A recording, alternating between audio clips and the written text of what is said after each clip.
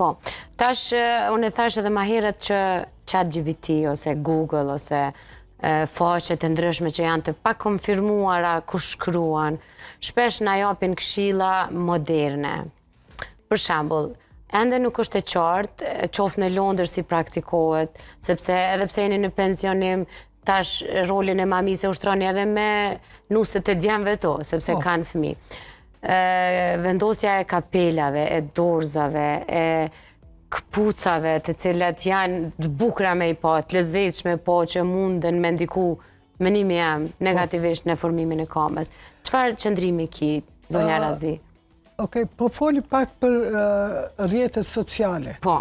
Rrjetet sociale, une që i kam 70 fiu edhe që 50 jam t'ju marrë me fëmi, une mu edhe më bon confuse. Po. Por e veti tani ChatGPT-n, a është e mundën kjo, ka dhana që thojnë duhet me fjet me fëmin se e ndjen afërsin e bon mande, thëmë, mu s'ka ndru diqka, une edhe bona, ka dal, qka është kjo që dilem, po.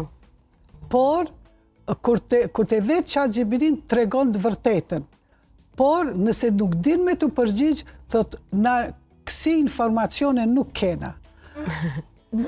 Nuk isha thanë një nanë me shku absolutisht me pyet Google apo ChatGPT-n qka të dhëzon ajo. Ty të dhëzon instikti që je nanë.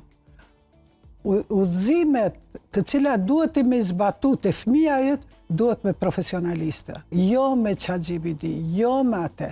Se ka dush qënë që unë kur t'i thëmë që jo mami me 50 vjetë përvoj pune, thëto sa mirë, edhe janë isa ajo më livdu mu, që më livdon t'i mu, po të kërkoj diqka. Jo, thët Akademia e Pediatrave nuk ka ndru kërgjë.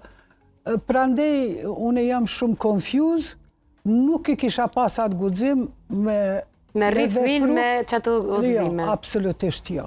Se ti e gjen ato të mirën e fëmijët tonë. Nëse të ka thonë ChatGPT-a, mos e lidh fëmin, ti peshe që ai po këqane, kur te lidhe, kur te avyt nga të veti, ai pushon se e do ngrohtësin.